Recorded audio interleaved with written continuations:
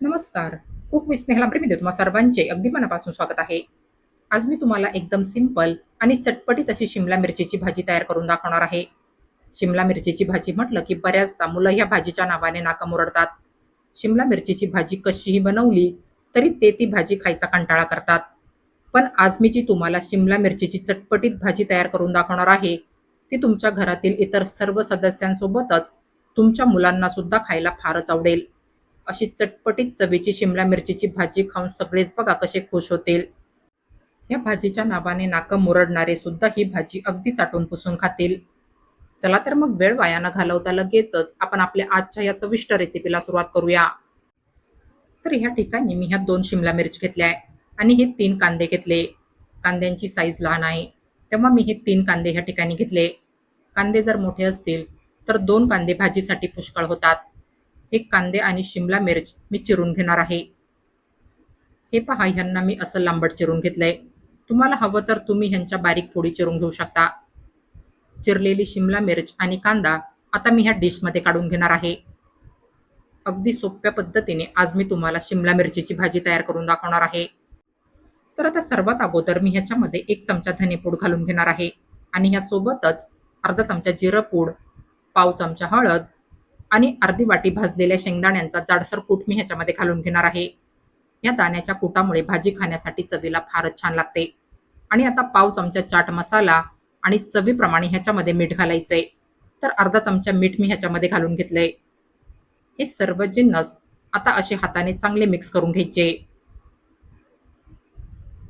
यासोबतच आता ह्याच्यामध्ये मी चवीनुसार 1 चमचा लाल तिखट सुद्धा घालून घेणार आहे. ही सर्व सामग्री एकदा अशी चांगली मिक्स करून घ्यायची आहे. तर हे पहा, तुम्ही ते पाहू शकता. आपण हे सर्व जिन्नस असे चांगल्या प्रकारे मिक्स करून घेतले. यांना कमीत कमी एक 7 ते 8 मिनिट असंच मुरत ठेवायचंय, म्हणजे कांदा आणि शिमला मिर्च हळद मिठामध्ये मुरून हलकीशी नरम होईल. कांद्याचा आणि शिमला मिरचचा कडकपणा त्याच्याने नष्ट होईल. तर आता भाजीसाठी इथे मी ह्या कढाईमध्ये थोडंसं तेल घालून घेतलंय. तेल गरम झाल्यानंतर ह्या तेलामध्ये मी सुरुवातीला अर्धा चमचा जिरं घालून घेणार आहे.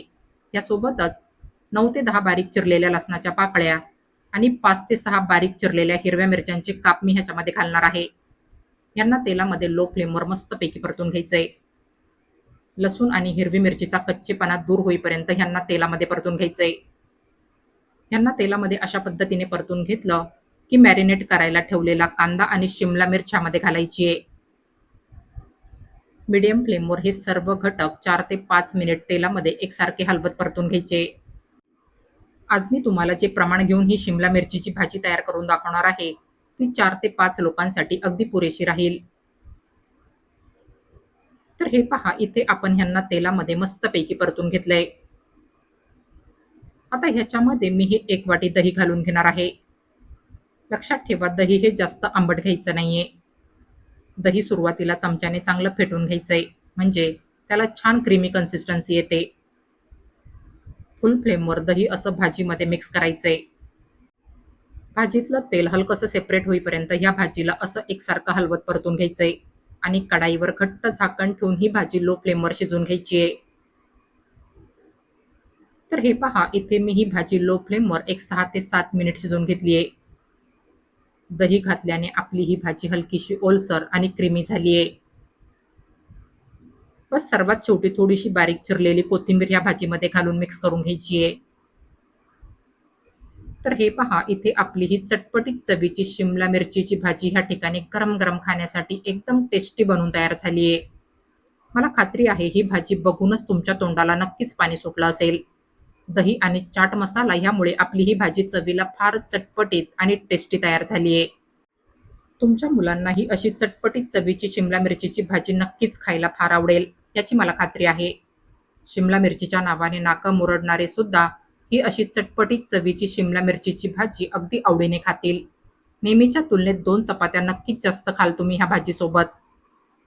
ही अशी चटपटीत चवीची शिमला मिरचीची भाजी तुम्ही टिफिनमध्ये नेण्यासाठी सुद्धा तयार करू शकता. फारच क्रीमी, चटपटीत आणि टेस्टी लागते ही भाजी चवीला. तर तुम्ही माझ्या या रेसिपीप्रमाणे अशी चटपटीत, क्रीमी आणि टेस्टी अशी शिमला मिरचीची भाजी एकदा नक्की ट्राय करून बघा. आणि तुम्हाला माझी आजची ही रेसिपी आवडली असेल तर प्लीज माझ्या या रेसिपीला लाईक आणि जास्तीत जास्त शेअर करा आणि अशाच नवनवीन आणि पारंपरिक रेसिपीज बघण्यासाठी माझ्या या चॅनलला सबस्क्राईब करा. चला तर मग भेटूया पुढील रेसिपीमध्ये. तोपर्यंत हेल्दी खा आणि हेल्दी रहा. Take care.